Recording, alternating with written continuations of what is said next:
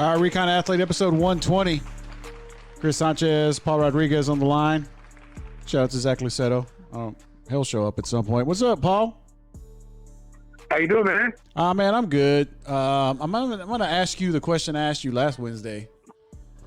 Okay. How about them Cowboys? I like the answer. I think it's more of just.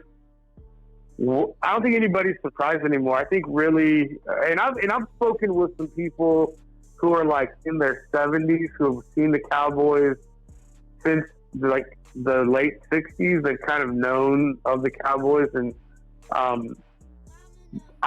nobody's ever seen a team this bad, and I think it's a combination of maybe Jerry not doing his due diligence, probably vetting McCarthy. I'm pretty sure he spoke with a couple of former GMs who worked with McCarthy, and I'm pretty sure that he knew watching McCarthy win that Super Bowl and in Arlington when they won, or when they won that championship with the Packers, and he probably felt Zeke was going to do well with the new contract he got a couple years back. He knew Dak was on the franchise tag. He knew that his offensive line was healthy. He felt that he had the right coaching staff, but it's gone to a very dark place very quickly.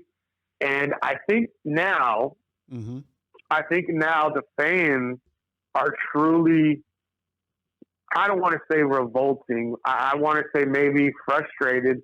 They're frustrated with Jerry because there's no one else to blame. And I think you kind of felt that with the soundbite that's kind of been circulating around on different platforms about Jerry and what he said on 105.3 up in Dallas in the radio station. And I think when someone gets that irritated live on a radio program, I think it's time to do things differently. And I said we need to shut the Cowboys down last week, and I seriously meant that. Like, I think you probably ride out everybody this year, like with the coaching staff and with McCarthy, and you tank for Trevor.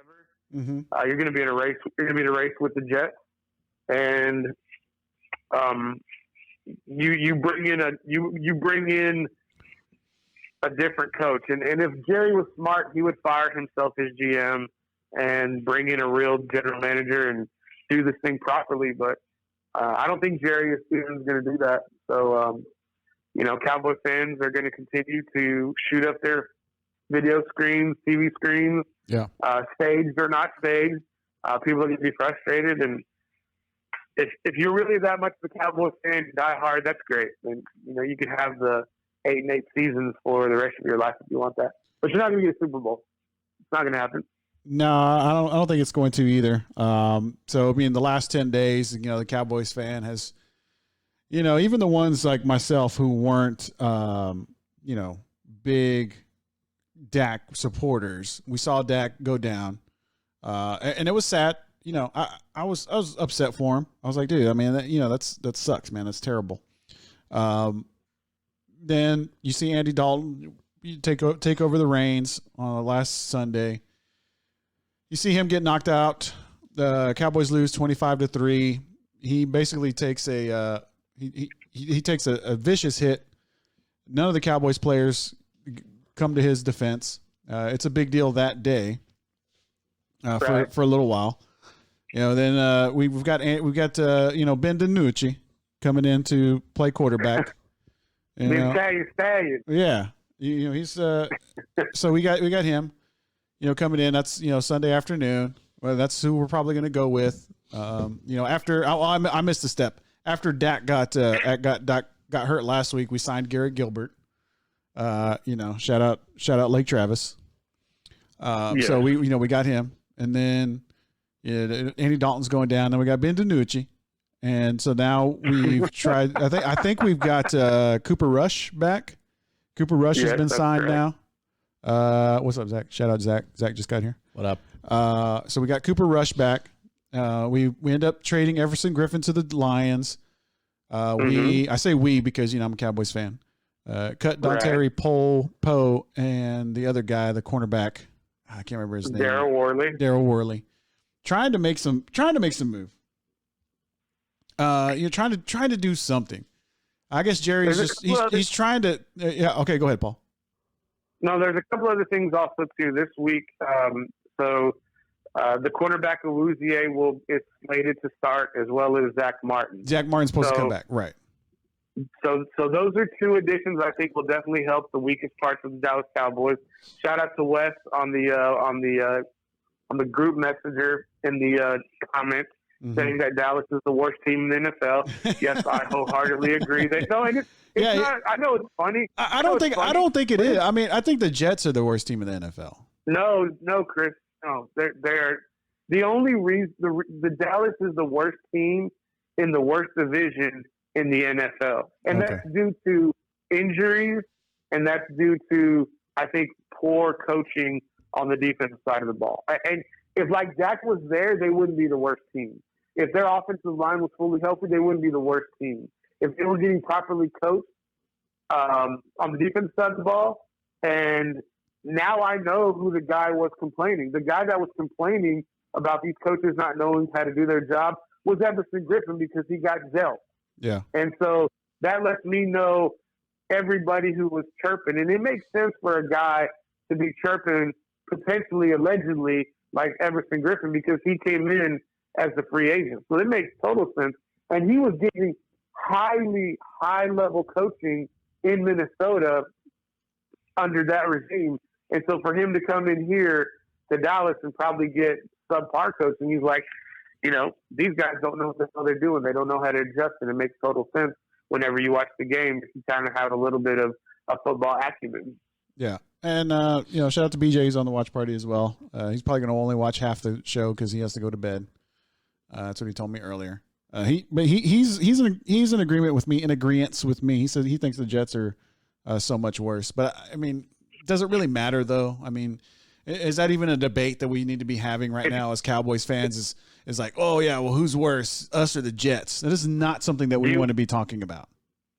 Do you want Trevor Lawrence or not? That's kind of, if you want to have the discussion, if you want Trevor Lawrence, then you have to make the discussion about who's worse, because whoever ends up being worse will have that number one pick.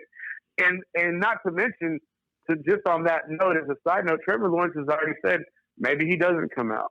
Maybe he stays for his senior year, because obviously he believes that the Jets will be there. And this is kind of to your point, DJ's point, with the Jets being the worst team. He doesn't want to go and be coached under Adam Gase, who is a complete failure as a head coach in Miami. And I don't know how the hell he got the job. I do know how. It was a reference from Peyton Manning is the reason he got the job with the Jets. And so, with that being said, do I think that the Jets are going to be there? Yeah, but I mean, maybe the Dallas Cowboys would be there, and he would be in a lot better position. And then that creates the conversation about what do they do with Dak. I mean, there's a whole lot of speculations out there what they could do with a lot of players on the team who are kind of half-assing it right now. Zach Luceto, any take on this? I think the Jets are the worst. And I think okay.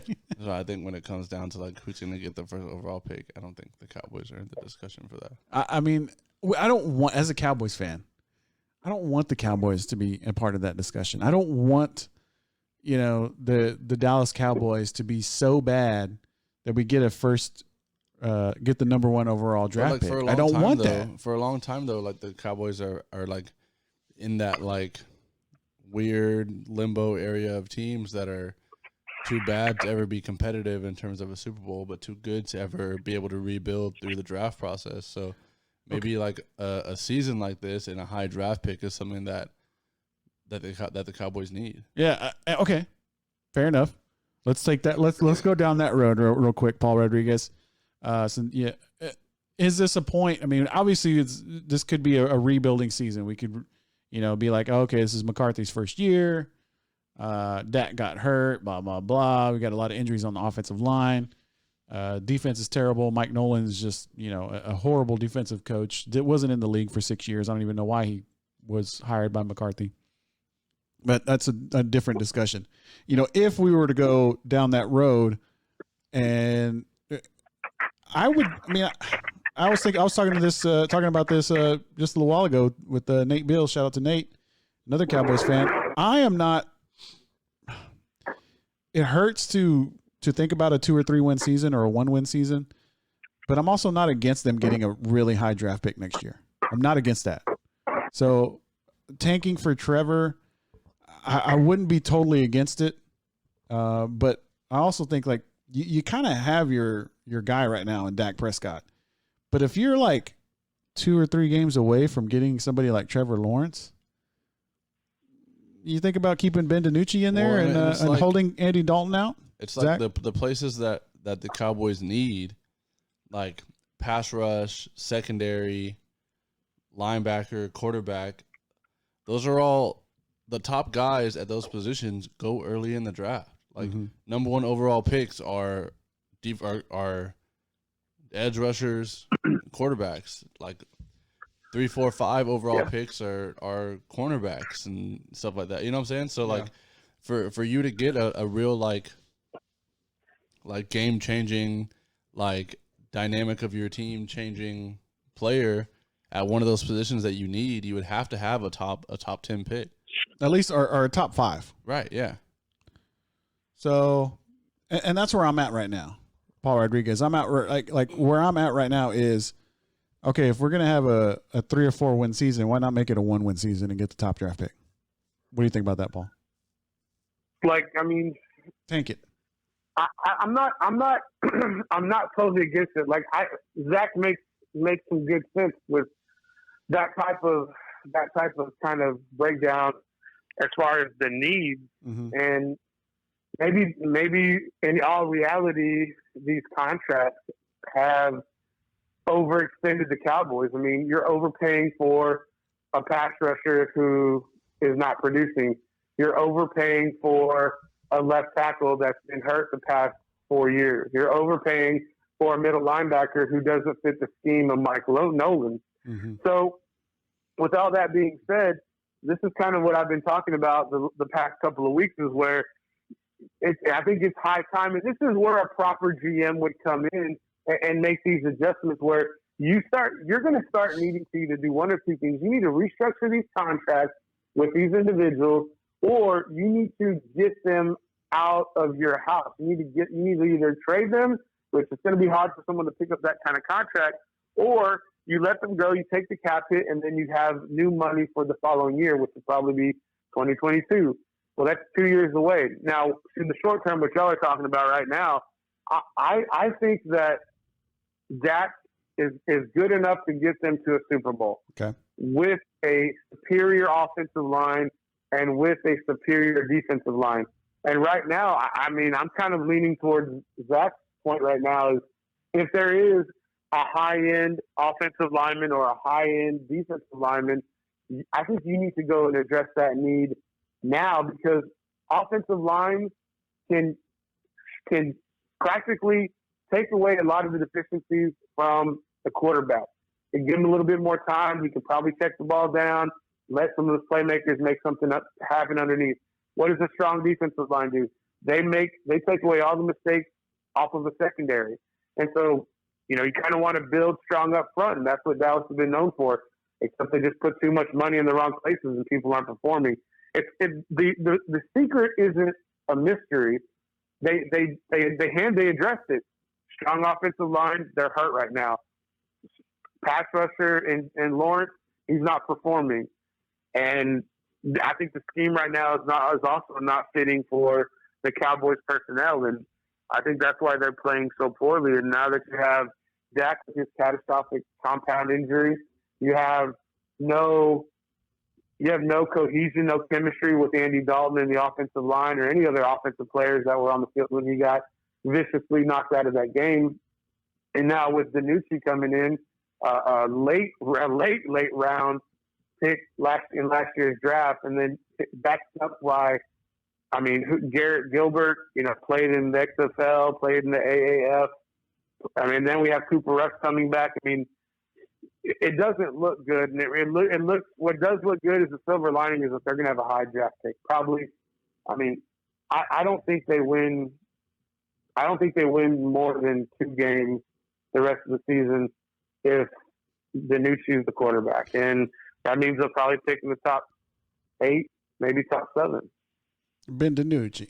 So at this point, the Cowboys, I mean, we just kind of keep doing what you're doing. I mean, I'm not, really upset with the cutting and with the trading and just I like this point where you're making moves in order to get some more draft picks in 2021. I mean, and I think at this point, all right, Jerry, you gotta do something to build for next year, because this season's done. All right. Like, even if for some reason, if some miracle happened where, you win the NFC least title and you get into the playoffs, I mean, you're not going anywhere with it. It's not gonna do anything for you. And if anything, it's gonna hurt you. If anything, it's gonna hurt you because you're not gonna get as high of a draft pick. So, as depressing as it is, which, Wes says, on our watch party, shit's depressing. I agree, Wes. I agree. As a Cowboys fan, I mean, Wes is as big of the biggest Cowboys fan out of all of us, I would say. He's got his Cowboys gear on every Sunday. He's got the Cowboys flag on his ride, and it is depressing. But at this point, you know what? I guess you got to bite the bullet and say, you know what? Or this is going to be 2020 as a Cowboys fan. It's going to be terrible year. And, hopefully we'll get either a top-rated lineman, top-rated edge rusher, as like Zach said, cornerback, safety, something on that is going to be the needs that we have for the 2021 season. Because this season's done. I mean, when Dak went down, we didn't really. We thought that Andy Dalton could kind of steer the ship, but then you saw what happened to him. I mean, he's just not going to be right for the rest of the season. I don't think when you take a hit like that, he's just not going to be right. Okay. I want to put a quick spin on something real quick about. Okay. You said the season's lost, and I think as far as being competitive, I think it's lost. But I think there's a couple of more things that are going to show up. One, either in a positive light or in a negative light, and I think those two things are: if this situation can propel Jerry Jones to get a deal done, because we obviously see that Dak Prescott's playing ability covered up a lot of deficiencies that we're seeing now with Andy Dalton at the helm. I think especially DiNucci at the helm too. We're kind of seeing how Dak Prescott was covering for that defense, where he was so far behind and he was able to come and kind of climb back into the game late during garbage time. Granted, it was garbage time, but he had the ability to do that. Andy Dalton doesn't. DiNucci doesn't. And I think if this situation can propel Jerry to get a deal done, I think if a deal was struck, Dak Prescott could then come, and I think he'd be a little bit more active on the sidelines for games. I think that would boost morale. And I think that would be something very beneficial for the Cowboys, because I don't see them having any type of leader without Dak Prescott on the sideline. Now, with that being said, I hope, and I think that people were pushing Ezekiel Elliott to fill that leadership role. And I think the past 2 weeks he's just been out of himself. He hasn't played within his game, and I think he's put too much pressure on himself. And I think this is the time for him to learn a little bit of humility and a little leadership, and to be vulnerable, to be the guy to say, look, we're all looking to you. We're all depending on you because Dak Prescott's out. And so I hope that this can also maybe groom some of the leadership out of the young players, like Diggs on the other side, or Wouzier on the other side. And maybe this is where, somebody comes up, somebody steps up, because Jalen Smith hasn't done it. Lawrence hasn't done it. I was kind of hoping Aldon Smith would be the guy who kind of takes that leadership role, because he's a great pass rusher whenever that's just the only thing he has to do. So that's kind of one thing I hope, as far as a little bit spin, maybe some leadership and growth and morale can come out of such a difficult situation. No, I mean, I don't think. I mean, okay, but you're talking about leadership out of the players. I mean, we haven't had a leadership out of Jerry. We haven't had leadership out of McCarthy. We haven't had any leadership out of the coaching staff or the management teams. And I think that's what those guys up at the Fan were asking Jerry Jones when he got all pissed off, was they were like, "Hey, is there Jerry? Is there a leadership void in the locker room?" And he took it personally. He thought that those guys were going after him. But I mean, really, and maybe they were in a way. But, I think they were. I mean, they were. Yeah, but they were asking about the locker room. And Jerry, you're not. But Jerry, you're not part of the locker room. I know you want to be, Jerry, but you're not part of the locker room. You're part of the front office. So get that straight in your head, first of all. And so what they were asking, if there was a leadership void in the locker room includes the head coach, coaching staff, and the players. And that's where these guys were coming from over at the Fan. And Jerry took it, totally, like it was a shot at him. And sorry, BJ, I couldn't take your phone call right now, but just put something on the watch party. But that's where it is. I mean, to me, it's like, look, I know you want Paul and fans want leadership on the field, but it also, there's no leadership from the sideline at all, like none. So it's hard to be leader on the field and in the locker room as a player when you're not getting any leadership from your coaching staff or from your front office. And it's just, I don't think these players are bought into Mike McCarthy. They're definitely not bought into Mike Nolan, and they're not bought into Jerry Jones, honestly, or to Stephen Jones. So I just don't, I don't want to put that type of, responsibility on the players to have, some leadership until I see it out of the, out of especially the head coach. Because I mean, he's just like, he just doesn't have any fire underneath him. He doesn't seem like he cares. He doesn't. And that's where I'm at, Chris. And that's kind of why I brought up that point, is because there is no leadership in the coaching staff. And that's why I said, well, it's got to fall to the players, because I understand it's the coach's job to motivate and put the competitive nature into those players. But at the end of the day, the players aren't playing for the coaches. They're playing for their contract and future money. And I understand there's a game and you got to have the want to and be competitive. And I understand that. But at the end of the day, like, these players are going to be here a lot longer than Mike McCarthy. I think we can all see that. I think that's pretty clear, especially on the defensive side. Those defensive players are going to be there a lot longer than those defensive coaches. And so that's why I think as a fan, we want to see somebody who has some eagerness to win, because we're not seeing it from anybody. Mm-hmm. And I think that's why I put that pressure, like, Zeke, bro, you can't be fumbling the ball. You can't make any mistakes, because you're the top guy now. Right. Everybody's going to look to you. On the defensive side, it's supposed to be Jalen Smith. Bro, you cannot be half-assing it. You have to chase people down the way DK Metcalf was chasing down the defender for the Arizona Cardinals. You have to put out that kind of effort. Yeah.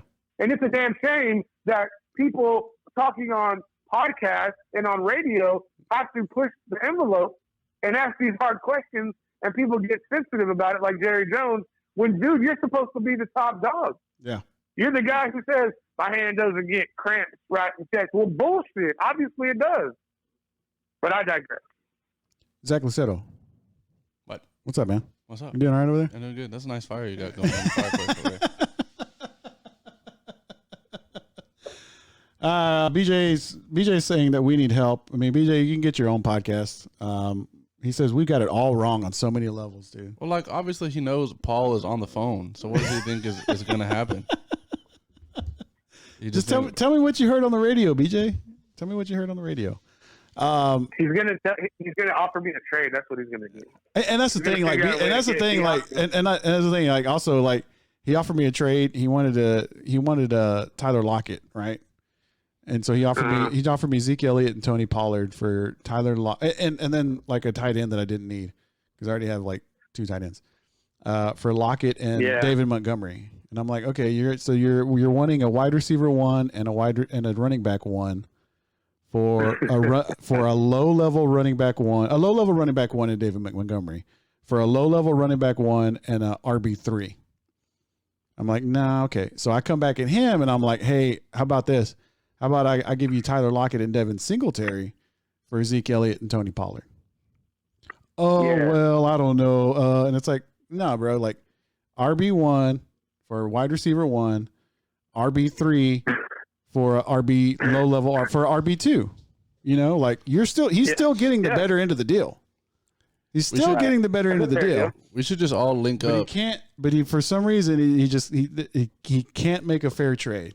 That's okay, BJ. Yeah, we should just all link up and press accept on the trades at the same time and watch his phone mess up and get booted from the league for trying to deal the same players to everybody in the league. I mean, and I'll honestly, I'll take Zeke Elliott because I think, rest of the year, if there's going to be any kind of offensive production, it's probably going to be out of the running back. I mean, you're going to have Ben DiNucci or a hurt Andy Dalton trying to throw the ball. Mm-hmm. So, I don't know, man. I'm a little curious about this DiNucci guy because I know what he did at James Madison. He won a national championship there. That's so funny, dude. I'm gonna have to steal that. I thought I had something clever. What was yours? In my other group message. What was yours? I put a GIF of the guys Paulie D and Vinny from Jersey Shore when they were in Italy, and they're in their like Italian garb and they're fist pumping, and I was like, Italian stallion. Yeah. And I thought that was clever, but the news, that's fucking gold. You ever heard? Did you ever watch Inglourious Bastards? No. You didn't watch that one? Yeah, Bro, yeah. You gotta watch that, Zach. Bro, You gotta watch that, dude. Okay. So there's a part where they're Brad Pitt and the guys they're going undercover, and a couple of his guys, U.S. soldiers, are trying to pass themselves off as Italian soldiers or Italians, and they're saying "Margarete," and they're trying to like. So that's why I say it. But Ben DiNucci.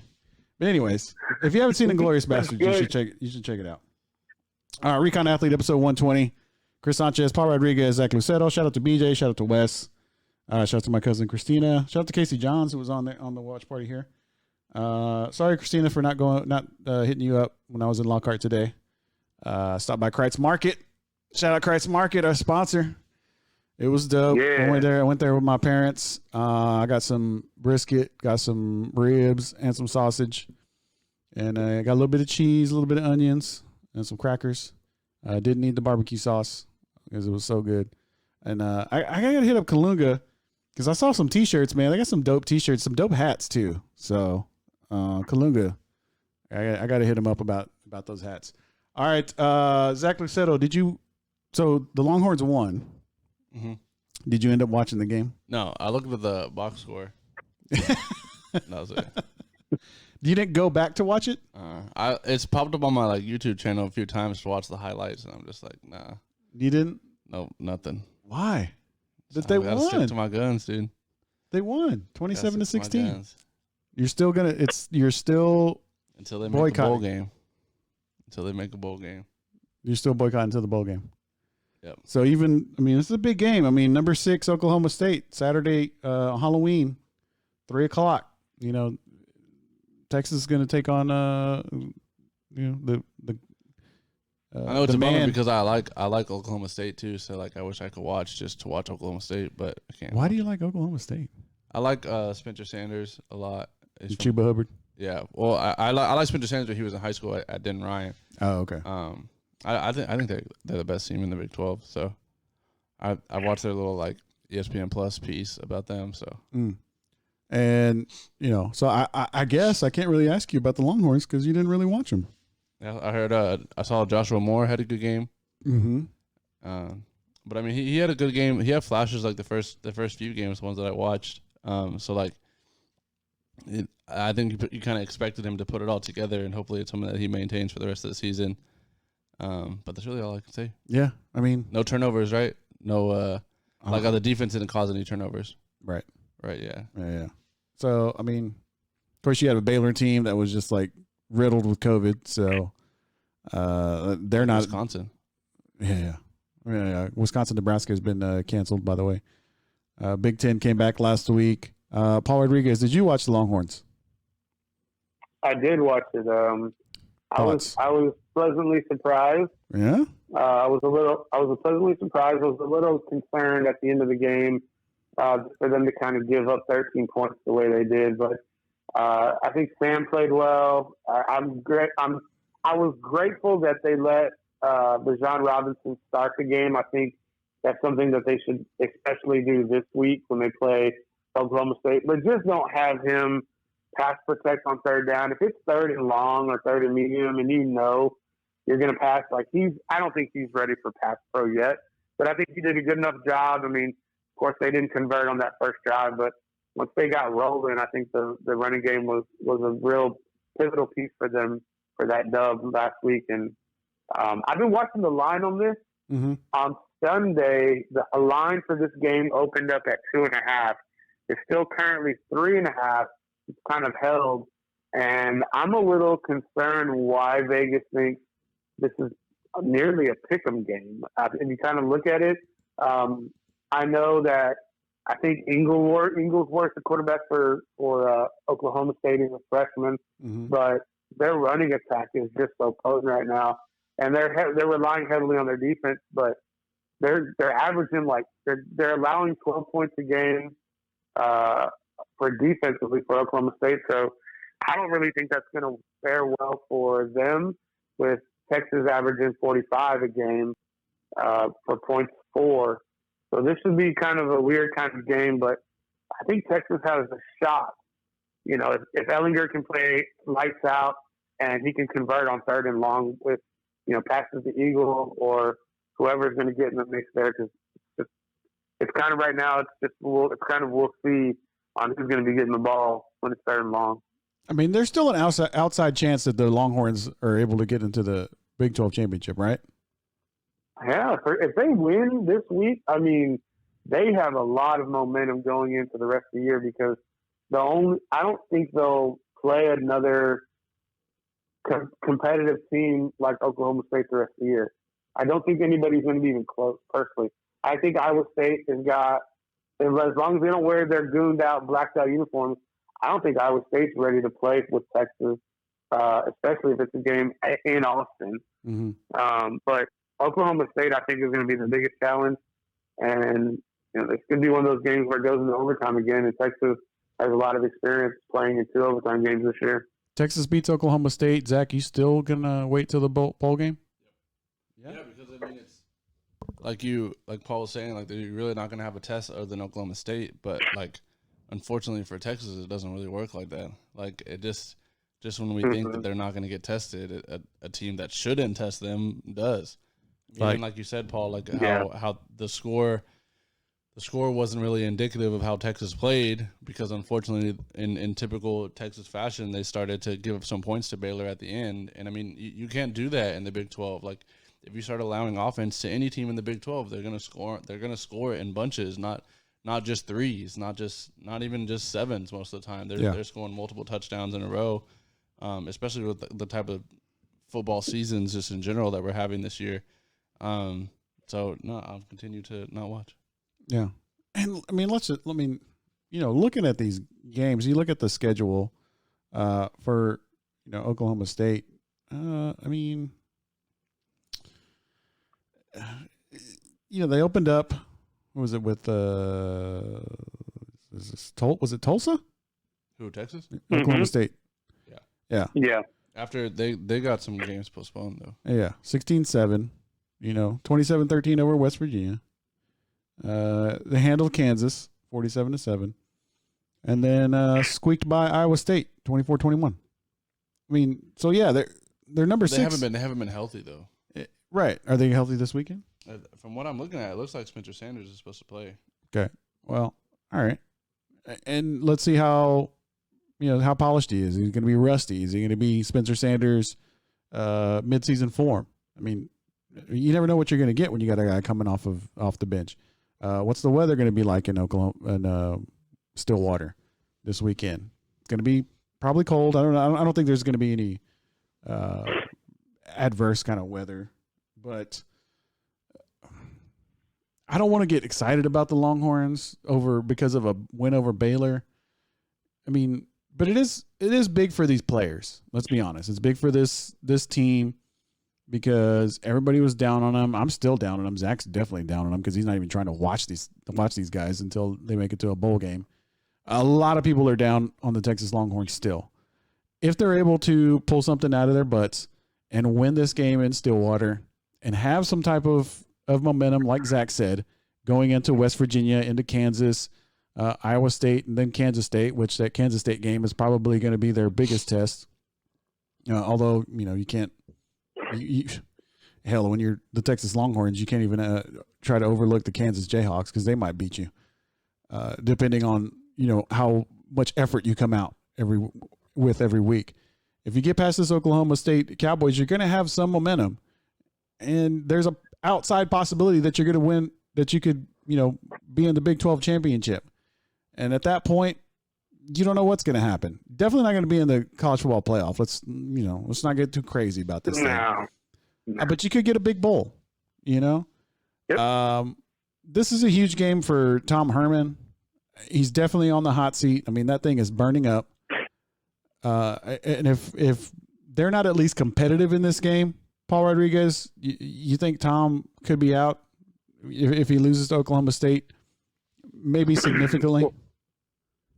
If they get blown out, I think then there's a real large possibility that he could, it would just be a matter of time when he's released. But if they kind of win by, if they lose by 7 or less, maybe less than 7, then I think that everybody be like, okay, this is what was supposed to happen. But gosh, dog, if they pull out the victory, I think he saves probably his job for the year and his coaching staff. But this is the offensive coordinator, like a little side story. The offensive coordinator, he was in Stillwater last year, and he got plucked by Herman to come be the offensive coordinator. So I think this is a little bit of the advantage, and maybe what some of the things the boys in the desert are looking at is that this offensive coordinator understands Spencer Sanders. This offensive coordinator understands the running game and how to really shut down Hubbard. I think he may understand schematically. It's another thing for the players to go do that, and I totally understand. And there's a lot of pause on the execution that the Longhorn players are, playing with right now. But I think the playbook is going to be something schematically that will be in the favor of the Longhorns defense, as long as Uchich can kind of give that over to the defensive side. But I think Sam Ehlinger, I think we got to give the nod to Ehlinger at the quarterback position. I think Hubbard is a nod for the, running back position for Oklahoma State. And I think the special teams and defense is kind of neutral. I think it's balanced. And so that may be why this game is still kind of close, nearly a pick'em. But Sam Ehlinger can't throw picks, man. He's got to hold on the ball. There can't be any fumbling. They got to win the turnover margin, and they got to win third downs. And I think if they can do that and score touchdowns instead of field goals, maybe they surprise the whole world and beat number 16 in the nation. 4 yards at a time. That's what you got to get. 4 yards at a time. Goddamn right. Yes, sir. Just keep doing that. Don't worry about those wheel routes you're trying to hit for the long touchdown, Sam. Just get 4 yards at a time and then get those first downs, stay on the field, and keep that offense for Oklahoma State off, and you'll win. But I don't know. It's easier said than done. Shout out to Emo. He's on the watch party. He's asking what a 3-loss bowl game offer would be. From what I've seen, I've seen some things this week that Arkansas is right now the most. Aren't they trying to book bowl games ahead of time this year? Yeah, I think, and that could be it. I think Arkansas is right now somebody that the Longhorns are looking at. Yeah, you trying to fire up West right now? Yeah, I know. Yeah, I mean, I'm seeing if he's on here yet, or if he came back on. He was on earlier. Okay. So I don't even know if this year it would be like a 3-loss bowl game. I think if they're gonna do like they did with Army and try to pre-book these bowl games, then get everything ready. Right. Then your record really might not have anything to do with it. It's just putting together the best matchup. Yeah, and that would be a good matchup. They were talking from what I've seen. I think it was ESPN's bowl projection was Arkansas and Texas in was it Texas Bowl, NRG Stadium? Mm-hmm. And that would be good. That'd be fun. Yeah. Maybe we get some tickets. Southwest Conference matchup. Yeah, get some tickets. Get a recon league, recon fantasy football league, caravan. Go down to Houston, watch that bowl game. That'd be dope. That'd be fun. Yeah, we'll have Wes in his Arkansas gear. Make him sit in the Longhorn section. Sure, he would love that. Hey, I'm gonna wear Arkansas cap. I'm riding with Arkansas this week, baby. Hey, I know they playing the Aggies this week, and I know A&M's favored by like 17.5 points, but really, I don't know, man. I don't know if it's that high, but it's double digits. Oh, I mean, if it's double digits, I'd still roll with Arkansas, man. That's a lot. It's 12.5. Oh wow, A&M right now. Yeah, 12.5. So, but yeah, I mean, the way Arkansas have been playing, a lot of these SEC West teams and these teams, I mean, Arkansas, they're going to push you to the limit. Just ask Auburn. Yeah. So hopefully, we'll see. Hopefully they're competitive. I'm a Longhorn fan here, but I mean, to me, this is almost a lost season as well, just like the Cowboys. But you know what? Like, just do what you can, beat the Cowboys, and then see what happens. Maybe get some, like I said, get some momentum and keep rolling through the season. You never know. I mean, Sam could pull something out of his butt. So, all right, Recon Athlete episode 120. Chris Sanchez, Paul Rodriguez, Zach Lucero. Shout out to everybody that's on our watch party. The Dodgers won last night. They won the World Series. So all you Dodgers fans can stop crying. That the Astros cheated. Yeah, well, you know what? You bought a championship with your $225 million salary, team salary. So, cheated, bought one, whatever. Everybody's in the same boat. So, congratulations to all you whiny Dodgers fans. Clayton Kershaw, and Justin Turner, who got a positive COVID-19 test. Did you see this, Zach? Yeah, Paul always talks about cooking the books. I mean, he gets a positive COVID-19 test, gets pulled out of the game. 8 innings. Was it 8? Was it during the second inning? I thought it was during the 9th inning that they told him. They said I read the thing, like the ticker on ESPN said 8th inning. Oh, okay. They pulled him in the 8th. Okay, so he plays. They had already taken the lead by then. But did they know it was positive before that 8th inning? They're saying no. They're saying no. They said as soon as they found out, they took him out. Yeah, Paul, do you believe that? Do you believe that as soon as they found out, they took Justin Turner out of that game? Hell no, man. You know they knew this before this game. They all knew that Justin Turner was positive for COVID-19. They still wanted him to play, so they didn't say anything. Starting third baseman, one of the starters of their team. Right. Batting fourth, or whatever he was. They knew that this guy was COVID-19. And Major League Baseball probably knew too, because most of the time when you have a player that's positive, you have to shut everything down, right? They didn't want to shut down the World Series. They didn't want to shut down the World Series. I mean, you saw how they did the NBA when they found out Rudy Gobert was positive. Yeah, they ran out and shut down the game. Everybody, mid-game made the fans stay in the stadium. Made everybody leave. So shout out to Emo. He said, Emo said technically they cheated by having an ineligible player in attendance. Well, look, Major League Baseball said, well, goddamn it, we came this far cheating. We might as well just finish the whole damn thing. Yeah. Well, let's pull them out. Yeah. Now the Rays need to start cooking the books and start saying, we just had 15 guys test positive. Right. All of our position players that came in contact with him tested positive. With Justin, now it's a big thing now, because Justin Turner, Rays are. It's almost like a stain on the whole Dodgers thing. LA's trying to celebrate this World Series, trying to celebrate the NBA championship. They're not going to have a parade, even though LeBron James wants them to have a parade. not going to have a parade. It's a big stain on it because now, like, all you see on ESPN is these pictures of Justin Turner, like, kissing his wife and, like, smiling with his teammates with his mask down. And, like, everybody's just like, oh, my God, this guy's just like. Well, he's in positive. that team picture with the mask on. And then he like a video, and he's like, you know, F this. And he takes it off.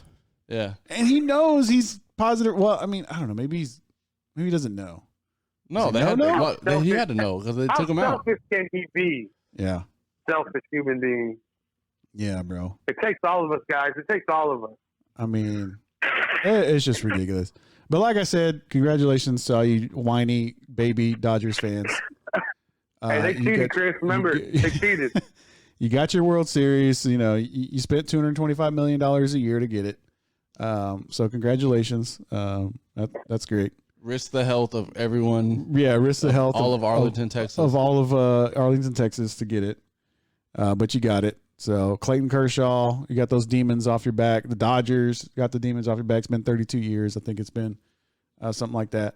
And then I guess real quickly, I mean, I don't know how much of the game did y'all watch.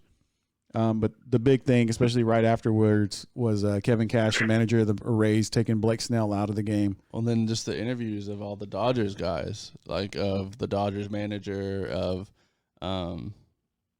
Bellinger, just saying like we were so happy they took him out, like that. He was on, and we were so happy they took him out. I mean, that was as soon as that happened, I was texting a buddy of mine, and I just said the Rays manager just blew the World Series. Yeah, as soon as they took him out. Yeah. And Colin Cowherd, I was just watching him this morning, and he said he made a good point that like all the analytics and stuff makes sense, and all the blah blah blah, and how you treat starters normally that late in the game makes sense, but in a 160 game season, right? He didn't even play half the games he would have played if they were in a World Series on a regular season, right? So if like. Analytically speaking, in a regular season, he would have multiple games left in him at that point. And you're trying to tell me that he didn't have 2 more outs? Yeah, and that's the issue. There's 2 parties in this. There's the party of the analytics. You know, everybody that goes and likes to go with the, you know, all the numbers and the averages and all this other stuff. You know, I mean, Jonah Hill. Yeah. You know, started with the athletics, Moneyball. You know, Astros did the same thing. Rays have done it. You know, the Braves have done it. A lot of these teams have done it. You know, you see it from, you know, the shifting of the players on the field to certain batters. You know, how certain batters are pitched, how some certain batters, you know, will approach it a different pitcher. Number of pitching changes. How many pitches each guy has. I mean, they even changed the rules about Major League Baseball to change the rules about relievers, making them pitch to 3 pitchers or 3 batters or finish an inning because, you know, the analytics kept, you know, slowing the game down. So I get that there's 2 sides. There's the analytic side and then the anti-analytic side. And on this point, I'm on the anti-analytic side because, like you said, Zach, when you're playing a 162 game season, then you can go and say, oh, you know what? The law of averages. This is the World Series. It's the freaking World Series. It's the World Series, dude. It's like you're in game 6. You have to win this game or else your season's over. And, okay, yeah, you didn't want you don't want Mookie Betts and these other guys you didn't want the Dodgers lineup to see Blake Snell a 3rd time. What? They saw him a 2nd time and there wasn't. It didn't make any sense. Like, why not? Like, so what? It's like, okay, step up at this point. Like if someone has a perfect game and they walk someone in the 9th, you don't pull them. Right. Yeah. So, I mean, like, I know what you're saying, Kevin Cash, manager of the Rays, but that dude needs to. If I was a Rays fan, I would be like, if there's any instance of like firing someone on the spot, like not taking the team playing back, like he blew the World Series. I mean, it was a one out, one on with the lead. And you're gonna, I mean, facing someone about to face someone that you've already struck out twice. Not someone that's hit you hard for an out. Not someone that's. Yeah, you struck him out twice. Yeah. It's just like that's. And Colin Cowherd made another good point too. He was like that's like storybook stuff, like starter going longer than he ever has before.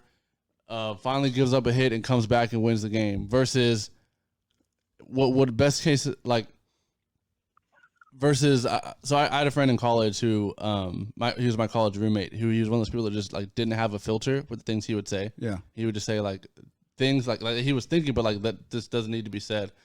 Like one time we were out and this girl came up and was talking to us and she was like, "Oh yeah, I'm so and so's sister," and he goes, "Oh, so you're that girl?" And I was like, "What does that even mean, dude?" And she like got like offended and like walked off. And I looked at him and I was like, "All right, best case scenario, what did she say to what you just said?" And then he like couldn't give me an answer, and I was like, "Okay, then you probably shouldn't have said that." Right. So best case scenario, you're okay reliever. What has his best outing he's ever had in this game of the World Series, you know, like, and then you switch pitchers again, then you switch pitchers again, then you switch pitchers again, then you win the World Series. Like the stuff that you read about in like books and like headlines of papers is what Snell's doing, you know, and like you robbed him of that opportunity. And it wasn't even a conversation like that. Like he went out there to take the ball. Like he didn't go out there to say like, yo, are you still good? Like you still got this? Yeah. He like as soon as Snell like turned and saw the manager coming out, he knew what was happening. And it wasn't even like up for discussion. Yeah. And that, I mean, and that's where, you know, that's basically the new school versus old school managerial style. Because I mean, let's say if the Astros were in this position and they had, you know, Lance McCullers out there or Zach Greinke, you know, sixth inning, pitching a great game against the Dodgers, I don't think Dusty Baker would have pulled. Well, and then it's also because Snell is not their ace. What's that dude's name with the long hair? Glasnow? Yeah, if that was him, would they have left him out there? I mean, I think because he had a longer leash in his outings because he didn't do that great. Well, I think Snell's probably. Well, I guess it's. But I mean, if you're number one. Well, Snell. I mean, Snell's a Cy Young winner. I think Snell's their ace. But I mean, why didn't he get the leash that Glasnow had? I mean, I you know what I'm saying? Yeah. Like it's. But I don't think there should be a leash. I don't think there should be one at all at this point when you're in the World Series or when you're in the playoffs. You know, especially at this point, you're Game 6, Game 7 in a World Series. There should be no leash. I mean, you should be just whatever needs to happen. I'm going to leave my best players out there. And I'm going to leave. I want my best players on the field, just like in basketball when you want LeBron James with the ball or whoever with the ball to win the game. I want my best players with the ball in their hands. I mean, that's what I want. And like you're not even written about if you leave Snell in for a couple more batters and he gives up that same hit that the reliever gave up. The like write up isn't that you left Snell in longer than you should have. That's not what you say. Yeah, it's just like because there was no signs of him needing to go. Mm-hmm. So it was like a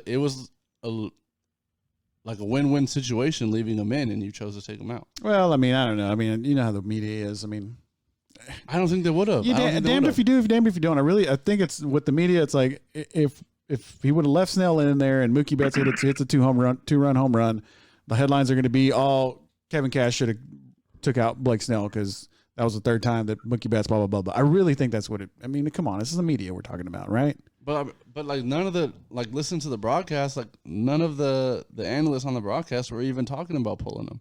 Yeah, that's true. They were talking about how dominant he was. And he can be, yeah.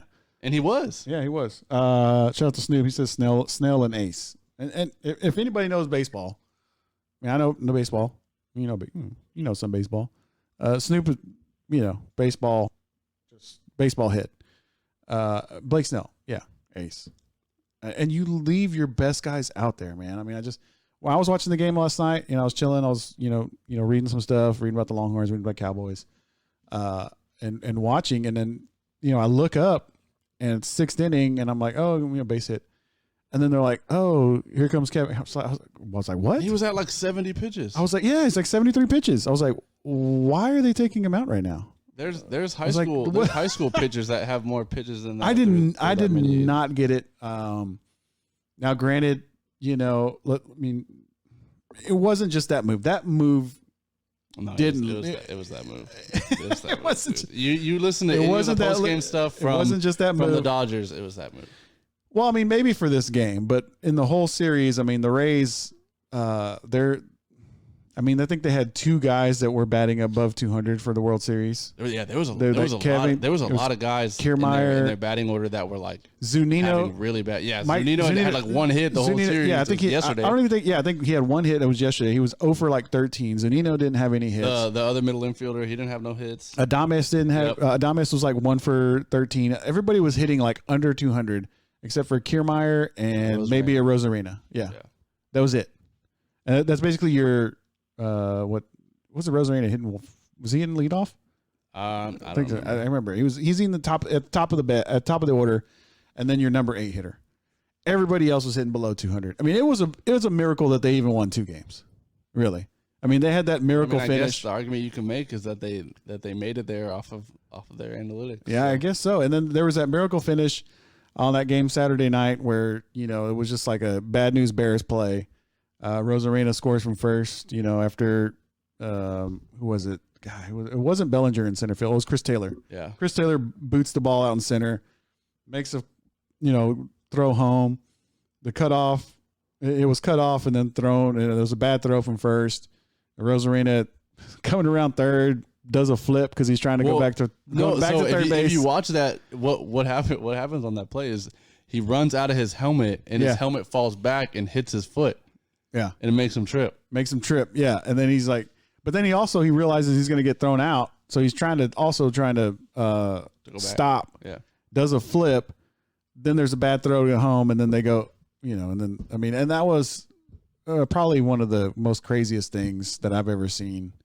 Even just a random baseball game. It's playoff baseball, baby. Yeah. So, it was an interesting series. The Rays, with the way their batters they couldn't smell anybody. Bueller was all over him. Kershaw. They couldn't. Even the guy last night, they couldn't.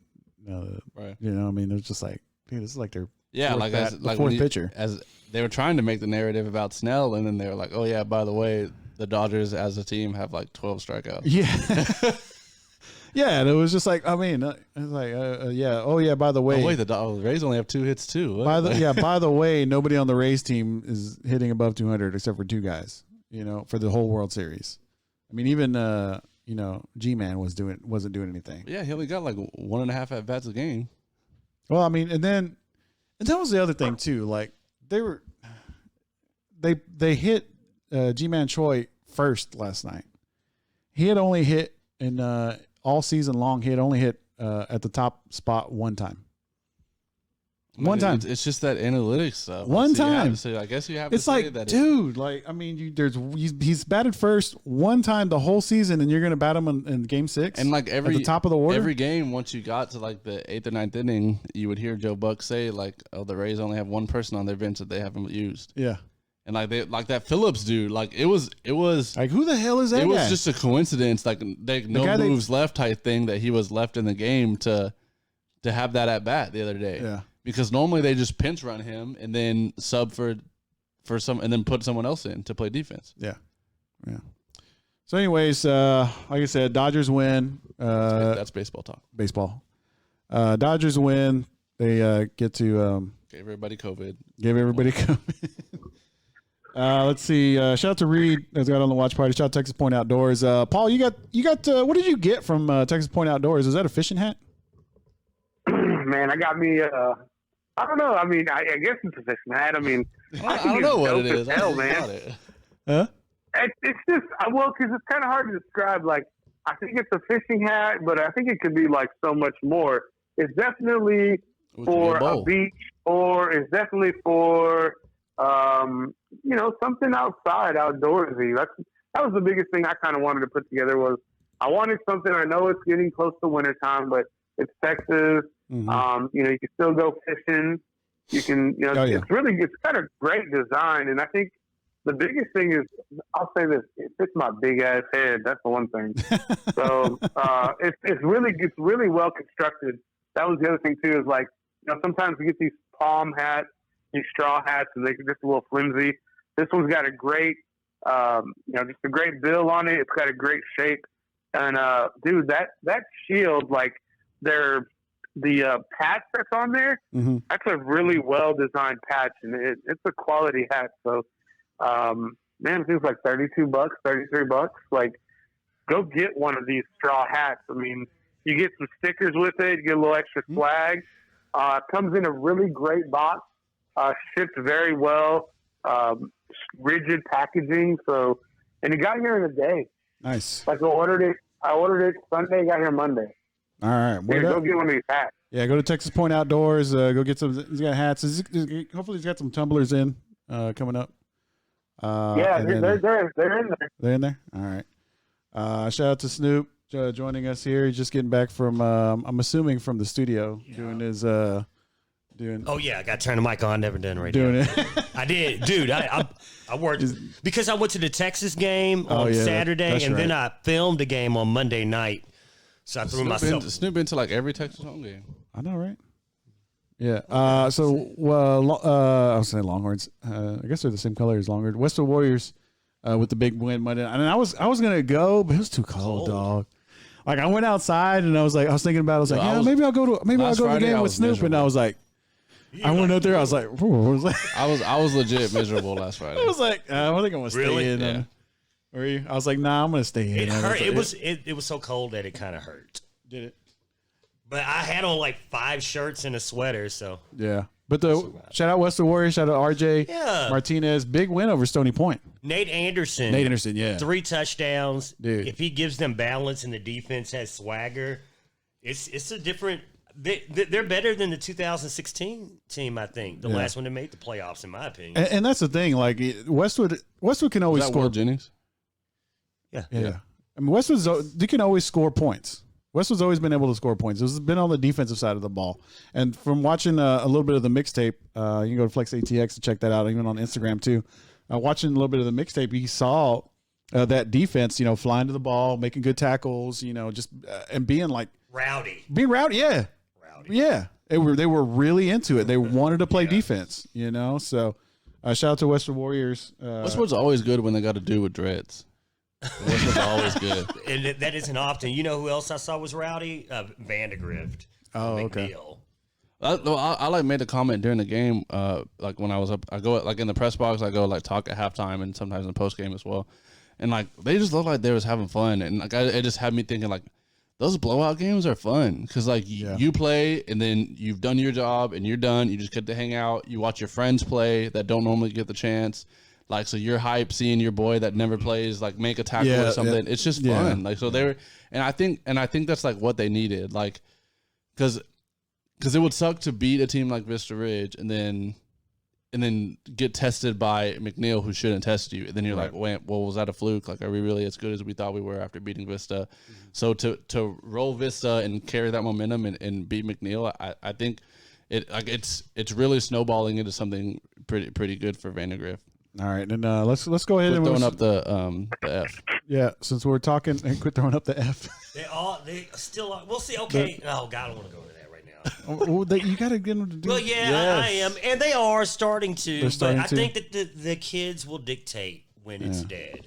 I just want someone to put on Twitter like if Cade Klubnik or whatever said like the F is dead, like we need to dead that, like then people will listen, but nobody. Everybody just keeps doing it. But here's the thing: it's almost like for me, from my perspective, it's got to be at this point just like a reflex. Yeah, right, exactly. It's just because they see Snoop or they see an iReporter, they're gonna be like, oh, like they're gonna do that. That's just what they're gonna do. And so you got to train them to, and because it still starts with F. Yeah, it's true. It doesn't help. Doesn't help my cause. But I'm like the leader of the. Forever, I've been like. Will kill it, and I mean, eventually. All right. Well, let's go ahead and get into some high school football talk since we're here, and we got the guru, the GOAT, Snoop Daniel here with us. Oh, and Paul Rodriguez. Yeah. Thursday night game, Hendrickson versus Weiss on KBVO. I think it's gonna be an interesting game. I think Hendrickson. Up and down, really. I mean, you never kind of know what you're going to get, but Weiss, we'll see. We'll see. Paul Rodriguez, Hendrickson versus Weiss. I like Weiss in this matchup. I think this is where Weiss kind of takes control in the district. I'm sorry, Henderson takes control of the district. Yeah. I don't know. I'm really high on Henderson and their offensive line. You know, their quarterback Jordan Oldrup is going to be a really great piece for them moving forward. If they get this W, man, they're going to be well in position to kind of take the next step to get into the playoffs, dropping down from 6A, which is probably the best move for them. I know Zach said that in the past. Mm-hmm. So I like Henderson in this matchup. We'll just kind of see how things fare out, though. I know that for a long time, they've been kind of underperforming, so hopefully they get things back on track. But I like them tomorrow night on Thursday. All right. And then 14-5A Division 2, we got a lot of Thursday. Is there all the Thursday games? They're all but one. Thursday. All except the best teams in that district. All right. Snoop, did you want to add something? Oh, no. Yeah, Hendrickson Weiss will be fun. And this is a must-win for Hendrickson. They're 0-2. You fall to 0-3 and with a loss tiebreaker to Weiss, I mean, unless Maynard just completely falls off. Apart, yeah. Which I don't think they will. We'll see. Yeah. Yeah, I don't know. I think they will. That's kind of where I'm at with it. But Henderson's two district losses are Cedar Park and Georgetown. Yeah. So and I mean, like Henderson is good in these games, man. I mean, like when they played Pflugerville, they never lost to Pflugerville. Like, and that was like the same type of like crosstown rival. Like you remember 2012 it was when it was the first time they played, and like all of the hype that was built up, like that game's already sold out. Yeah. So I mean, there's hype from this game. Like that Pflugerville rivalry turned out to be like less for the players, like the longer it went on. But I mean, the first matchup, it's hype for both teams, and I think Henderson's always kind of like has that like underperformance like attached to their nomenclature. Like that's always what people are gonna think when they think of Henderson, and I think games like when you play Pflugerville is a good like opportunity to show like, okay, yeah, we may underachieve, but we can still beat you. I mean, I mean, yeah. Yeah, I mean, that's, and as an alum, I mean, you would know, like, how that culture is at Hendrickson. Yeah, I mean, it was really like that, like with Pflugerville. And I mean, Weiss is even closer than Pflugerville. Yeah. So, like, I mean, Weiss is like literally like around the corner. Right. So, I mean, it's got to be the same type of like animosity, like real, like fire between the two teams. And like, if you lose to Weiss, that establishes Weiss as probably the best team in Pflugerville. Oh, really? Okay. Well, because I mean, man, I wish Pflugerville could play those two teams. Yeah, but I mean, that'd be so fun. and because they're not, then all you have to remember is that Hendrickson would always win. So if Weiss beats Hendrickson, then was that transitive properties or whatever? Then Weiss is just better. Hey man, did you go to Westwood or Hendrickson? I went to, bro. What do you mean? I went to Incarnate Word, man. Y'all educating, flexing. I got an English minor. Hey, you're talking about the Pythagorean theorem over here.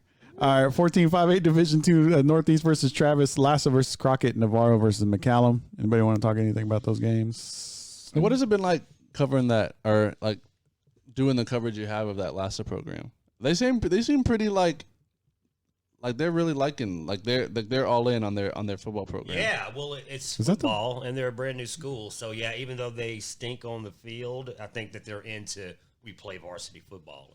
Because I mean, our reporter is incredible, Harrison Chang. Yeah, like even when he calls into the show, like he sounds like he knows what he's talking about. I mean, and there's no like even the other like Maynard New Tech, like they don't have that like hype around the program. Like they don't have like the interest that this school does, and you would never guess, Mm-hmm. Paul Rodriguez, anything on any of these three games? I'd like to see Travis kind of pull the victory out. I just don't know if it's going to happen, but these teams are not the upper echelon, but they're still competing in Austin area, so we want to make sure we give them a little bit of love. But it's kind of hard to keep up with. The teams are 1 or 2 wins, but we'll do our best. Yeah. Yeah, and good luck to all the players that are out there. They're still working hard. They're doing their off season, their summer programs. Working and grinding. Working and grinding. You know what I'm saying? All right, Friday night, October 30th. Floresville versus Lockhart. You can see that on recountathlete.com. Paul Rodriguez. I mean, give us. I mean, you look at Lockhart. They look at Lockhart. They're 0-5. Best 0-5 team in Texas. Best 0-5 team in the state of Texas. Who else is 0-5? I would like to look at the list. See, and I've said that. I've said that like 0-3, 0-4, 0-5. But I say that, but Paul's not a believer in that. Why, Paul? Well, I mean, they have played. I mean, they played good teams. I told everybody Buda Johnson was going to be a team to reckon with. Mm-hmm. Then I said, BJ. Look, San Marcos is probably going to give Lockhart a tough game. They wanted a Hail Mary. Dripping Springs is a dominant team. Tivy, Lockhart lost. I'm sorry, Rudder. Lockhart was in it. And then Lockhart starting quarterback gets knocked out of the game. Mm-hmm. Turns out he is done for the season.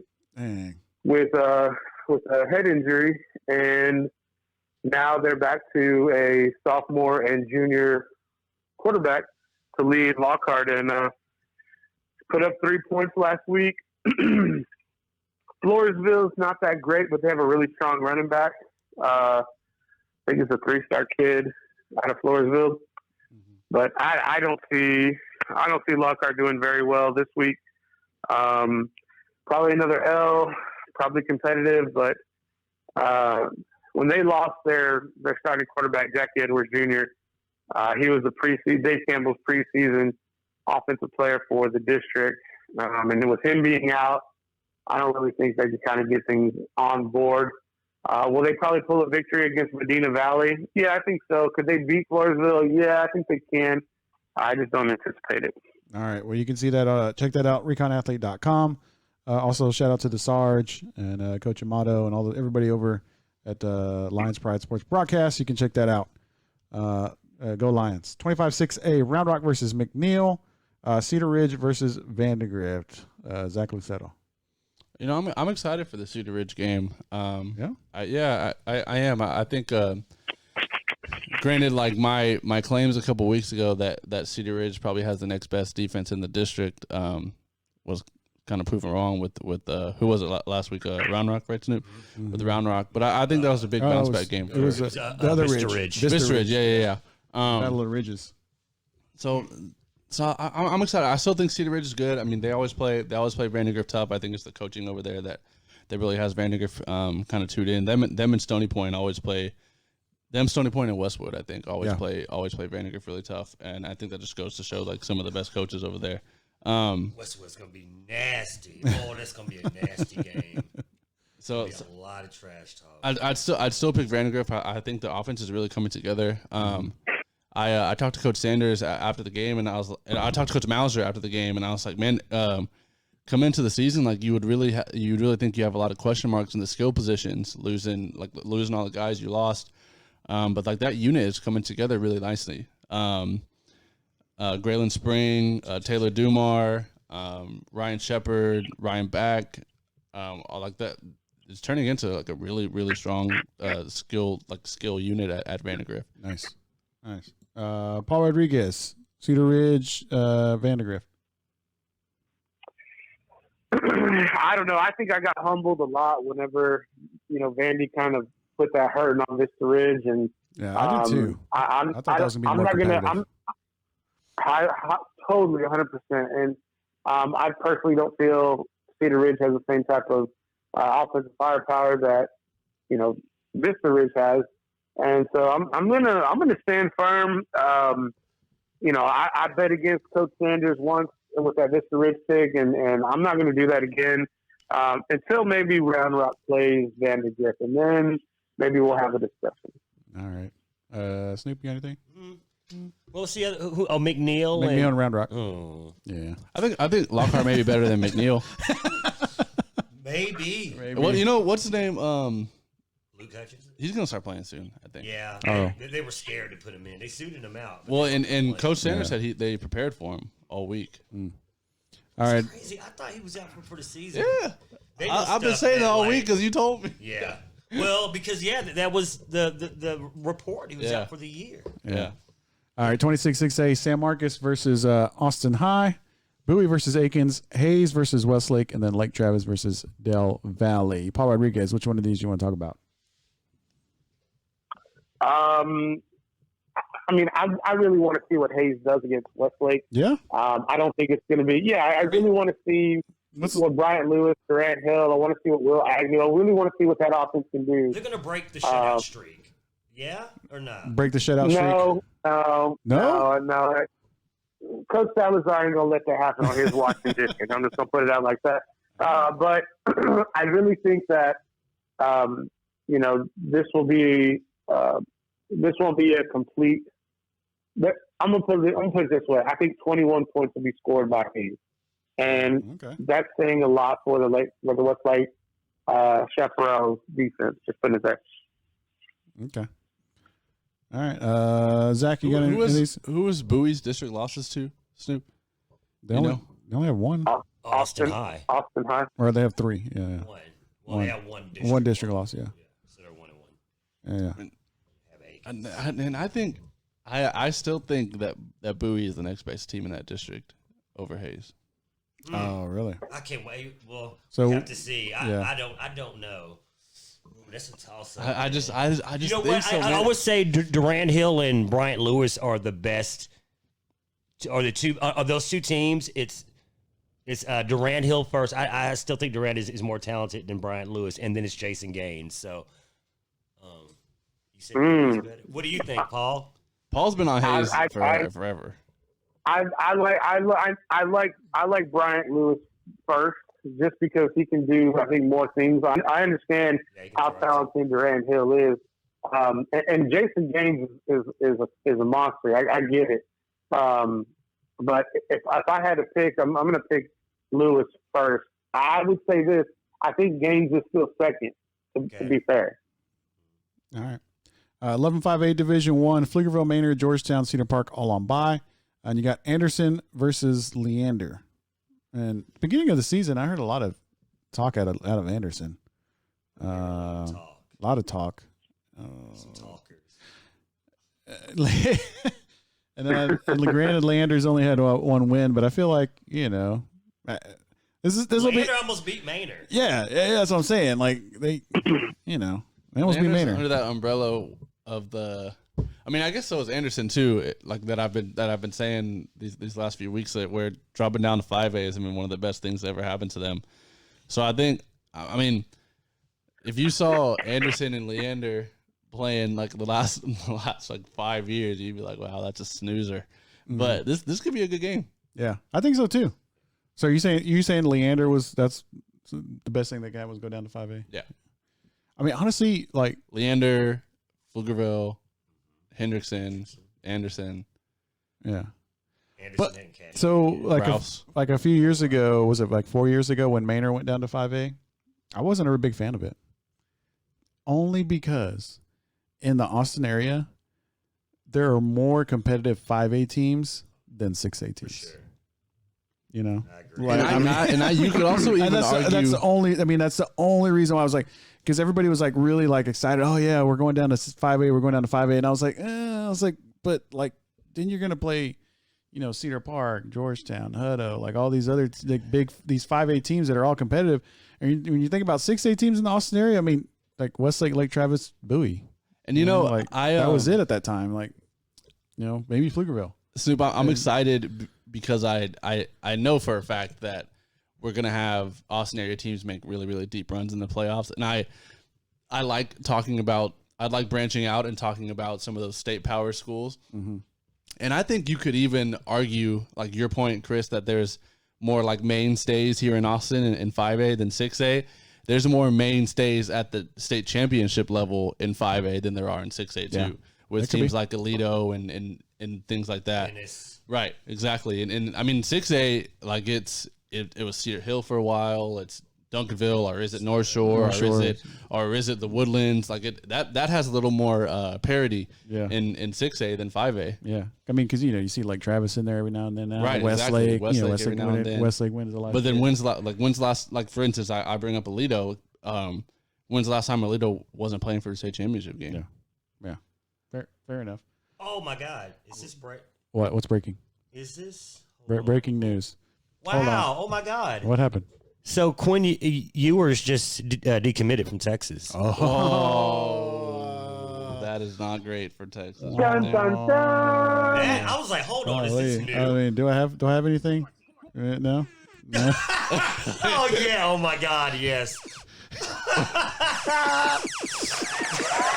No, boo. That is lit. This was America.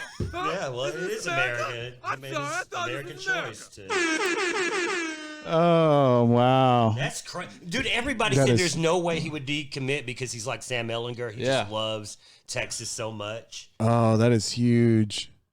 Sam Ellinger would have never decommitted from Texas. But I think that's the difference, though, between living in Austin and living in like the recruiting capital of the world in DFW. You know, Paul Rodriguez, your reaction to that news?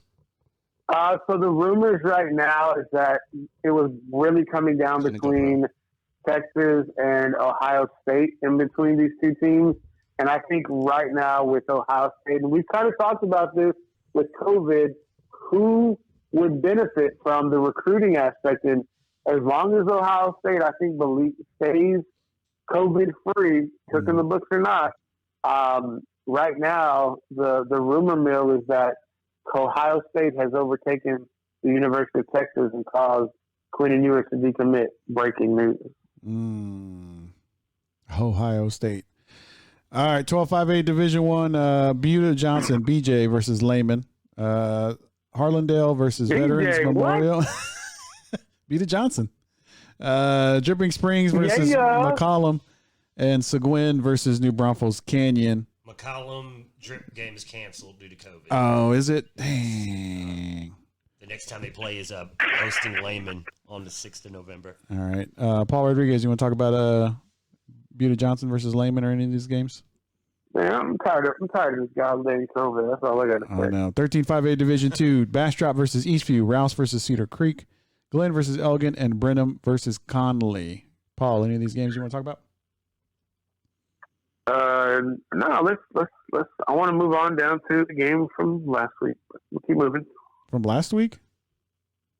Yeah, I kind of want to dabble back with LBJ and Lancaster. We're getting there.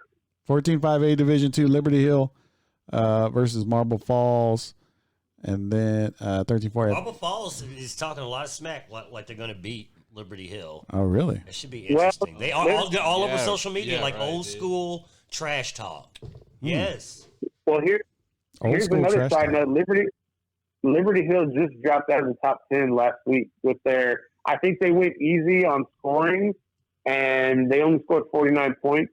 And so Huntsville, the Huntsville Hornets overtook them in 5A Division 2, and so they lost their number 10 spot. So with all this smack talk Snoop's talking about, I got a feeling Liberty Hill is going to pile it on and try to regain and get back in the top 10. Just saying. All right, 13-4A Division 1. Lampasas versus Canyon Lake. Taylor versus Fredericksburg. And Burnett versus LBJ. Go ahead, Paul. Burn it. I feel so sorry for y'all to be the team that has to face LBJ off of that difficult loss that they had against the Lampasas Badgers. I know that Lampasas was, I think, the better team that night, very well coached, and LBJ had a little bit of some deficiencies that hopefully get remedied, but I like LBJ to pretty much dominate this game in high fashion. Guys, I'm talking like 40s, maybe 50s to, under 20 points in this game for Burnett. And Lampasas, I don't see them slowing down whatsoever. I think that this game, Ace Whitehead kind of gets back on track and gets in a good relationship with both his receivers on the outside. So hopefully Taylor and Fredericksburg play. Maybe nothing last minute for COVID. I know last week Taylor and Bernie got canceled, postponed, forfeited, however you want to describe it. So at 4A Division 1, I'm going to keep my eyes on that because I really want to see when LBJ and Lampasas get back and we do it again. So I'm reading the Quinn Ewers kids little Twitter post, and it's like a screenshot of his like notes section on his Yeah. phone. In the part where he talks about Texas, he said, I would like to thank the universe. And so this has to be thinking, I'm wondering if it's also has to do with like how solid the coaches are there. Okay. This is the only part that he mentions Texas. I would like to thank the University of Texas for their belief in me and my abilities. I understand this year has been challenging for the coaches and administrators as well, so I appreciate their understanding and wish them the best in their future. So a lot of times when you see someone like this commit from a school that they're going to end up at anyways, like they don't rule out that place as an option, and they like make that clear in their thing. But I think saying I wish them the best in their future is kind of saying like I'm not coming back. Yeah. And also not committing again with these recruiting kind of like things like this.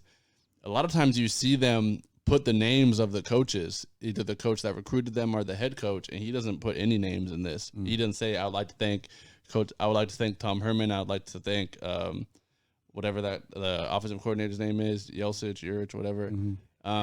Yeah, there's no name dropping in this at all. So I don't think he gone. He gone. Yeah, well, so will Texas look at Cade Klubnik? I'm sure. Yeah, I'm sure. Where did he get offers from right now? Mississippi State Yeah, earlier today. No, earlier today was Does he Virginia. have Texas yet? No. Yeah, I wouldn't be surprised if we see that like within the next couple days. Yeah. Hutto, Stony Point, Westwood versus Vista Ridge are going to be Saturday games. Going to be Halloween games. Sweet. Westwood versus Vista Ridge. I mean, that was probably maybe one of the top. It could have been a top game last year. I think. It's a bummer we see this on a short week like that. Yeah. Last year's game, I saw the second half of that one. Man, that was awesome. Where are you going, Snoop? Are you going? I am, but I don't know where. Both? Are you gonna do it You know both? what? I'm doing Vandergrift Westwood volleyball at noon, and so I'm probably doing Hutto Vista Ridge after. Also, okay, before we get out of here, I also want to mention Gervonta Davis versus Leo Santa Cruz this weekend. So there's still boxing going on. Are you Y'all boxing buying that at fans? Revelry? Or it's probably gonna be too late, right? Yeah, it'll probably be too late. Is it on pay-per-view? Yeah, it's Showtime pay-per-view. That's dumb. I mean, nobody knows who Tank Davis is or Leo Santa Cruz. Like, people aren't going to buy this thing. I don't know. Paul, do you think anybody's going to buy this pay-per-view? I'm going to buy it. Well, I mean, yeah, you're going to buy it, but I mean, like, I'm talking about like, I mean, hell no. Right. Nobody's going to buy this. Right. So put it on regular, just, I don't know. I don't get it. I don't get it. I don't get it at all. Just a quick side note. Cade Klubnik, the two leading teams right now for his services are Auburn and Baylor. So I believe if Texas came in to offer, I think that Texas, if Texas wins Saturday, they're smart to offer him right after the victory. That's what I would do if I was the coaching staff. But I'm not on the coaching staff. So just put that in your ear. Baylor, Auburn, leading candidates for Cade Klubnik's services. And I think just with the suddenness of recruiting, I mean, you'll see recruits commit as soon as someone decommits, like right off, like as quick as a tweet can send. So I wouldn't be surprised if we see Cade posting a Texas offer before the game on Saturday. Yeah, I mean, you're losing. All of a sudden, you're waking up in the morning and your recruiting board has a hole at quarterback. Yeah, that's true. Yeah, So if I was Cade though. Well, you're going from and you're going from not getting from having the number one overall guy. I think the next best thing in terms of popular opinion would be at least get the best local guy. Mm-hmm. All right, I guess if you can, yeah. Because if they commit some 4-star from Indiana or something, then I mean the people are going to go crazy in the message boards. Yeah. That's true. Hey, shout out Charles Wright at Austin High, committed to Texas 21. Yeah, he might wind up playing. Yeah. Now, he looks the part of a D1 quarterback. I mean, not a bench rider. Yeah. But we'll see. All right. I think Charles Wright is better than Hudson Card. I think Jaquan Jackson is better than the lot. Yeah. Yeah. I think Cade Klubnik is better than all of them. Let me put it this way: I think Cade Klubnik is going to have 2 rings, and Quinn Ewers is going to have none. And I would rock with Cade Klubnik. I mean, what's the difference? They're both pro-style quarterbacks. I mean, Quinn Ewers is half an inch taller, maybe 10 pounds heavier. I'll take Cade and put it that way. I mean, Quinn Ewers is 5-star, like consensus number 1. Yeah, but bro, that's an objective view by some guys who never played college football. I mean, come on. But I mean, what is our view, other than the same thing? Well, I mean, he's just saying that. I think all Paul's saying is like he would take, Cade as a viable option. As a viable option. But I think Quinn Ewers is probably the best. Like, of all the quarterbacks we've mentioned, Quinn Ewers is probably the best. I mean, if you look at like the number 1 overall quarterbacks, like as of late, like they haven't missed. Like they haven't missed in these rankings. Okay. Paul? Time will tell. All right. Yeah. All right. Recon Athlete, episode 120. Chris Sanchez, Paul Rodriguez, Zach Luceto. Shout out to Snoop Daniel, who joining us. Appreciate it, bro. We do it hour and a half, and apologies once again. I got to figure out what's going on. I'm gonna get with Facebook. Man, this thing, and it's not even you, man. It's been doing this. It's been going in and out this whole time. Mm-hmm. So I need to figure out what's going on with the. You get a SoundCloud account. I mean, I don't know. I gotta do something, man. Maybe I'll go over to the audio and go over to YouTube. So I don't know. All right, we'll figure it out. Yeah. All right, Zach, shout outs. Yeah, shout out all the holes in Snoop's jeans. There's a lot of them. I thought you said all the hoes. Yeah, that's what he said. But I thought that too. Funny. All right, Paul, shout outs. Shout out to all the mujeres in Port Isabel and South Padre Island, and yeah, that's it. That's what's up. Snoop Daniel, shout outs. Shout out to y'all, man. I look forward to this show twice a week. I love it. Thank you for doing it. Appreciate it. All right, I want to shout out to Christ Market and Texas Point Outdoors. Shout out to my parents. Spent a day with them today. It was fun. We actually went to Christ Market and had a great meal. Shout out to God, of course, and everybody that's on our watch party, all of our favorite fans.